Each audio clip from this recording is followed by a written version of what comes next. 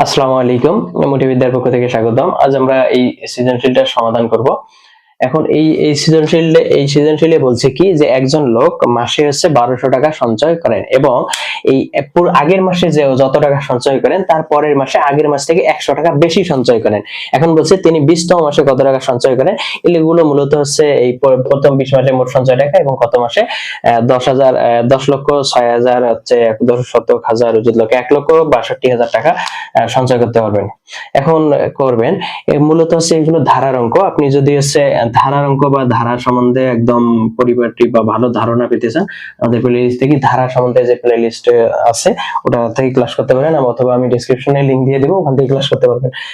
এখন আমরা এটা সমাধান করি যে তিনি 20তম মাসে কত টাকা সঞ্চয় করলেন। তাহলে এটার আমাদের একটা ধারাটা আগে নির্ণয় করতে হবে।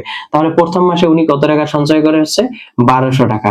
এখন দ্বিতীয় মাসে আবার কত, আগের মাসের চাইতে 100 টাকা বেশি সঞ্চয় করে।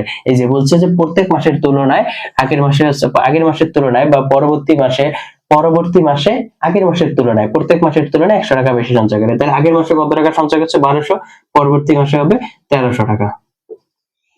1300, পরবর্তী মাসে 1400, পরবর্তী মাসে 1500। এইভাবে উনি সঞ্চয় করেন। এইভাবে উনি কত টাকা এইভাবে উনি সঞ্চয় করেন। এখন এটা ধারা লেখার পর আমাদের লিখতে হবে, এখানে লেখা লিখতে হচ্ছে নির্ণয় ধারা। আচ্ছা, লিখলাম। এরপর লিখতে হবে যে প্রথম পদ। আচ্ছা, এটা কি জানি আমরা, এটা সমান্তর না গুণোত্তর ধারা, আমাদের সেটা চিহ্নিত করতে হবে। এটা সমান্তর ধারা। কেন সমান্তর ধারা? প্রতিবার আমাদের বিয়োগফল 100 করে হবে, প্রতিটার পার্থক্য আমাদের 100 করে হবে। যদি পার্থক্য আলাদা হইতো, যদি ভাগফল আমাদের একই হইতো, তাহলে আমাদের বলতাম গুণোত্তর ধারা। প্রথম পদ a সমান 1200, আর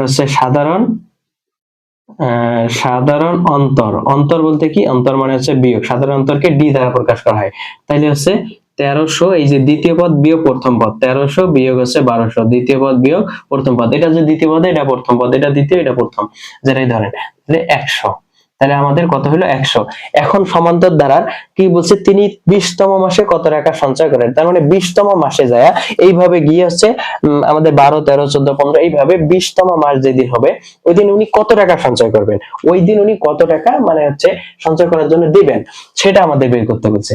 এখন আমরা যদি বলি যে n তম মাসে উনি সঞ্চয় করবে এত টাকা, তাহলে n এর মান বের করলে আমাদের বের হচ্ছে, আমরা লিখি যে আমরা জানি কি সমান্তর ধারার n তম পদ a প্লাস, সূত্র কি, a plus n minus 1 into D. সূত্র a plus n minus 1 into D. তাহলে এর মান কত, এর মান হচ্ছে 1200 plus n minus 1 into D, এর মান হচ্ছে 100। তাইলে এততম মাসে উনি কত টাকা সঞ্চয় করবেন। আমরা মনে করি যে এততম, আচ্ছা এটা আপাতত আগে না লিখে আমরা এখানে n তম মাস এটা লিখলাম। তাহলে 20তম মাসে, 20তম পদ অথবা 20তম মাসে সঞ্চয়, n তম মাসের সঞ্চয় আমরা জানি। এখানে লিখতে পারেন যে 20তম পদ অথবা n তম মাসের সঞ্চয় এত টাকা। 20তম মাসের সঞ্চয় এখানে an হবে আর এখানে 20 হবে। তাহলে a প্লাস n মাইনাস 1, এর মান কত, 1200 প্লাস 20, n এর মান 20, তাহলে 20 মাইনাস 1 গুণন ডি 100। তাহলে কত হয়, 1200 প্লাস 20 গুণন 20 মাইনাস 1 19, 19 100 1900। তাহলে কত হয়, 0 0 9 9 10 11, 11 1 হাতের 1, 1 1 2 আর 1 3। তার মানে তিনি 20তম মাসে 3100 টাকা জমার জন্য দিবেন।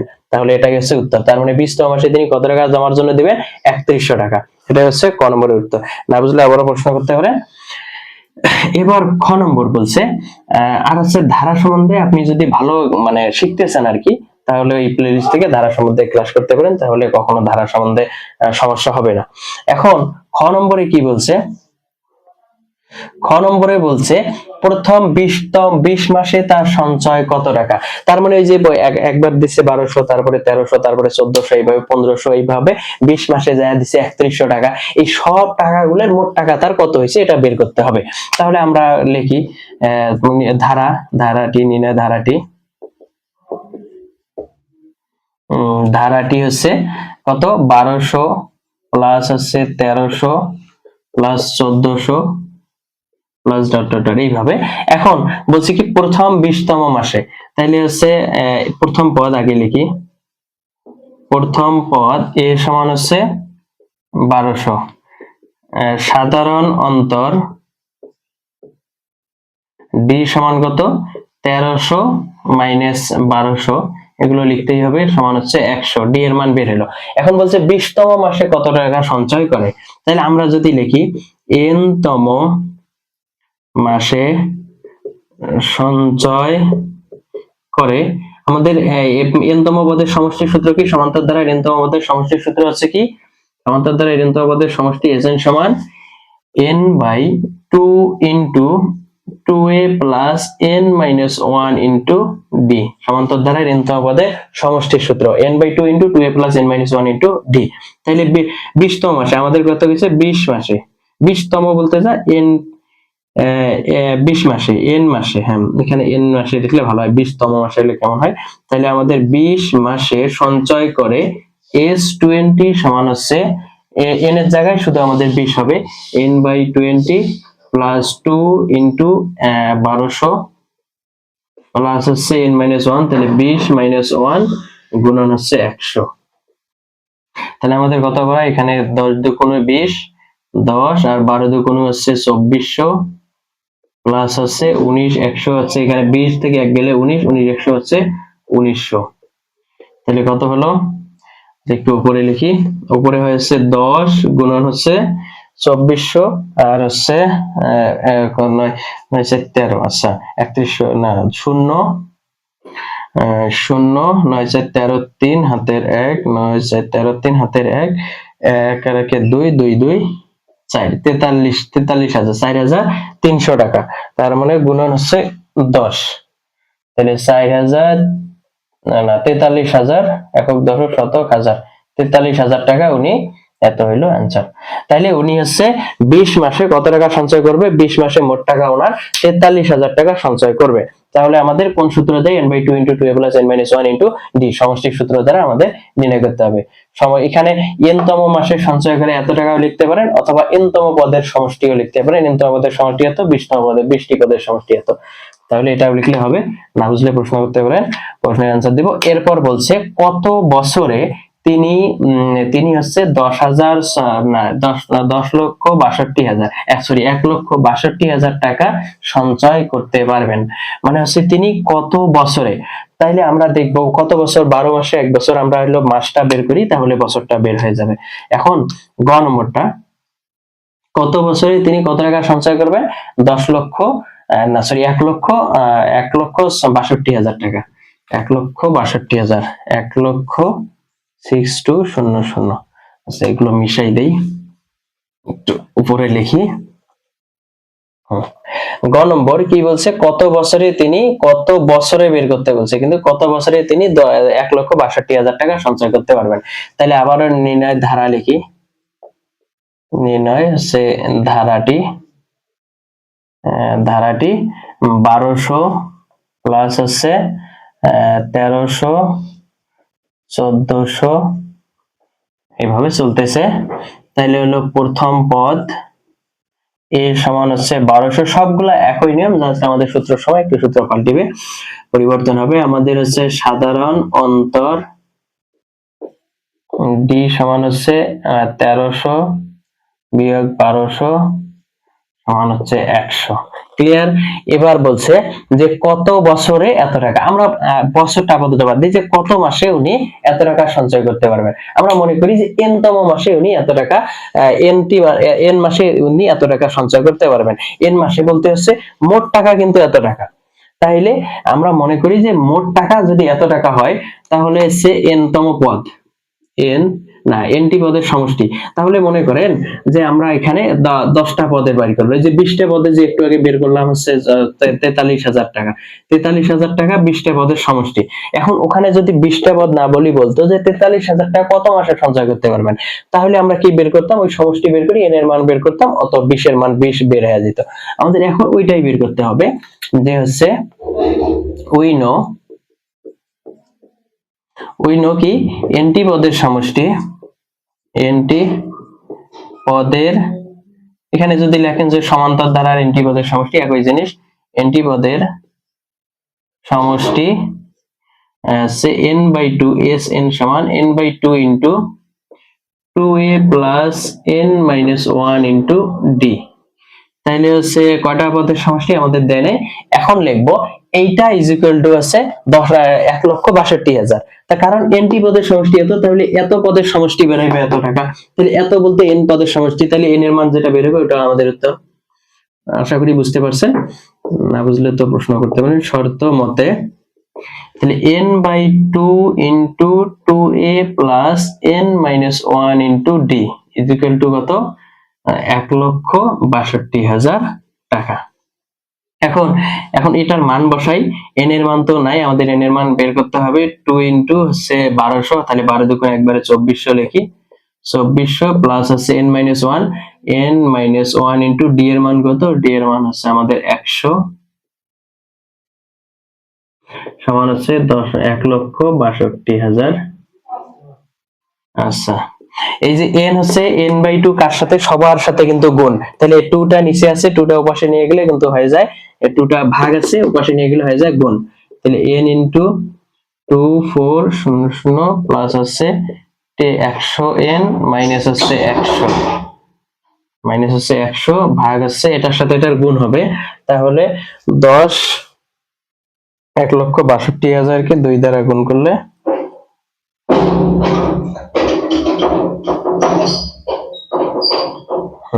ক্যালকুলেট করলাম 1,62,000, 10 6 2 6 2 দুইটা শূন্য গুণন হচ্ছে 2, তাহলে কত হবে 212, 212,400। হ্যাঁ 212,400, তাহলে আমাদের এতর মান বাড়ালে এই দুইটা পাশে ভাগ পাশে যা আছে গুণ হলো, তাহলে এটার সাথে সব গুণ করে দেই, ওটা বিয়োগ করি, তাহলে দেখি যে 2400n প্লাস 100n স্কয়ার, এই যে n দ্বারা সবাইকে কি গুণ করে দিচ্ছি, মাইনাস আছে 100n minus 212400 is equal two হচ্ছে 0, এইটাটা এই পাশে নিয়ে আসলাম, ওটা প্লাস ছিল এই পাশে হয়েছে হলো মাইনাস। তাহলে 100n থেকে এই 2400 বাদ দিলে হচ্ছে কত, 2300n হয়। তাইলে 100n স্কয়ার আগে লিখলি, এটা আগে লিখলাম, আর মাইনাস হচ্ছে 2 প্লাস হচ্ছে 2300n মাইনাস হচ্ছে 212400 ইজ ইকুয়াল টু হচ্ছে 0। এখন আমরা যদি হচ্ছে 100 কমন নেই, এখানে n স্কয়ার হয়, এখানে দুইটা শূন্য যায় 23n, এখানে হচ্ছে 2124 হয়, তাহলে এখানে 100 যদি আমরা কমন নেই তাহলে থাকে n square plus 23n 23n minus হচ্ছে 2124 ইজ ইকুয়াল টু হচ্ছে 0। এখন উপরে তো আমরা বুঝছি, এগুলো মিশাই দিতে পারি। এবার আমাদের কি বলছে, আপনারা একটু বুঝে বুঝে এগুলো প্র্যাকটিস করবেন, না করলে আসলে এগুলো অঙ্ক মানে অঙ্ক জিনিসটা এমন, আপনি যদি প্র্যাকটিস না করেন অঙ্ক কখনোই মানে সঠিক সময়ে সমাধান করতে পারবেন না। এখন বলছে 100 দ্বারা যদি উভয় পক্ষে ভাগ দেয় তাহলে এই 100 উঠে যায়, ওখানে শূন্য নিচে, শূন্যর ভাগ হচ্ছে 100, তার মানে হচ্ছে আবার শূন্য হয়ে যায়। এখন 100 উঠে যায়, তাহলে কি থাকে n square plus 23n minus হচ্ছে 2124 ইজ ইকুয়াল টু হচ্ছে 0, ইজ ইকুয়াল টু 0। তারপরে আমাদের কি দিছে n স্কয়ার, তাহলে আমাদের এটা মিডল টার্ম করতে হবে। মিডল টার্মের নিয়ম কি, যে হচ্ছে ইয়ারে গুণনীয়ক নেব, গুণনীয়ক নেওয়ার পর আমরা ওইটার হচ্ছে গুণ করব, যে দুইগুলো গুণনীয়ক নেব তার গুণ করব, যেন হচ্ছে 2124 হয়, আর যোগ বিয়োগ করলে 23n হয়। তাহলে আমরা দেখি গুণনীয়ক বের করি, এখানেই করি। 2124 এর গুণনীয়ক গুলো হবে কত, 2124 কে আচ্ছা আমরা এখানে হাতে হাতে করতে পারি, 3 দ্বারা করলে, আচ্ছা দেখি হয় 2 দ্বারা হয় নাকি, 2 দ্বারা করলে 10 দুগুণ 20 থাকে, 1 2 12, 6 দুগুণ 12, 2 দুগুণ 4, তাহলে 10,062। আচ্ছা 2 দিয়ে করলে 5 দুগুণ 10, 31 দুগুণ হচ্ছে 62, 2 দিয়ে হচ্ছে 2 দিয়ে যাবে কি 25 দুগুণ 50, না যাবে না। আচ্ছা 3 দিয়ে যদি দেই 531 ভাগ হচ্ছে 3, 177। আচ্ছা 2 কি যাইতো না, 177 3 দিয়ে দিলে কত হয় 177। আবার 177 ভাগ হচ্ছে 3 আমাদের হচ্ছে 59। 59 ভাগ হচ্ছে 3, 59 5 9 ভাগ 5 7 8 9। আচ্ছা আচ্ছা, তার মানে 59 হচ্ছে। আর এখানে কত হচ্ছে 3 3 9, 9 2 18, 18 2 36। তাহলে 59 মাইনাস হচ্ছে 36, 23 হয়ে যায়, হয়ে গেছে আমাদের। এখন n স্কয়ার আমরা মূলত মিডল টার্ম করব, একটু দুঃখিত। n স্কয়ার প্লাস হচ্ছে n স্কয়ার লিখলাম, n স্কয়ার প্লাস হচ্ছে কত 59 59 n মাইনাস হচ্ছে 36n মাইনাস হচ্ছে 2124। হ্যাঁ, আমরা কি নিলাম যে হচ্ছে এইটা দিয়ে গুণ করলাম 59 আর 59 গুণন 36 হয় হলো 2124, আর 59 থেকে 36 বাদ গেলে আমাদের হচ্ছে 23 হয়। তাহলে n কমন নেই, এই দুটা থেকে n কমন নেই, n কমন নিলে কি থাকে n প্লাস 59 থাকে। হ্যাঁ, আমাদের n চলে গেল প্লাস 59 থাকে, মাইনাস 36 কমন নিলে এখানে কি থাকে n থাকে, আর ওখানে হচ্ছে 36 গুণন 59, তার মানে 59 থাকে, ইজ ইকুয়াল টু হলো 0। বা n ইনটু, তাহলে আমরা একসাথে করি নেই, n প্লাস হচ্ছে 59 আলাদা করে নিলাম, n মাইনাস হচ্ছে 36 আলাদা করলাম, ইজ ইকুয়াল টু হচ্ছে 0। এখন বা n plus 59 is equal two 0, বা n minus 36 is equal two হচ্ছে 0। বা তাহলে কত হয় n সমান সমান মাইনাস 59 আর বা n হচ্ছে সমান হচ্ছে 36 ইজ ইকুয়াল টু। এখন দেখেন কি বের হইলো, তার মানে আমাদের বের হচ্ছে n সমান মাইনাস 59, এটা গ্রহণযোগ্য নয়, কারণ মাইনাস 59 মাসে তো হবে না, গ্রহণযোগ্য নয়, এটা লিখলাম গ্রহণযোগ্য নয়। এখানে n সমান 36 মাস, কিন্তু এটা কিন্তু মাস বের হইলো। এখন আমরা এবার কি লিখবো যে উই নো 12 মাস সমান, উই নো 1 বছর সমান হচ্ছে 12 মাস, তাইলে সরি 12 মাস সমান 1 বছর, 12 মাস সমান হচ্ছে 1 বছর, 1 বছর, তাহলে 36 মাস সমান হচ্ছে 3 বছর, ভাগ করলাম আর কি 3 বছর। তাহলে আমাদের যদি ওখানে বলতো যে কত মাসে উনি 1,62,000 টাকা সঞ্চয় করতে পারবেন, তাহলে আমরা একবারে বলে দিতাম 36 মাস। যেহেতু আবার বছর বের করতে বলছে, তার মানে উত্তর লিখতে হবে, সুতরাং হচ্ছে 3 বছরে, সুতরাং 3 বছরে কত টাকা 1,62,000 টাকা সঞ্চয় করতে পারবেন, এটাই হচ্ছে উত্তর। আশা করি বুঝতে পারছেন।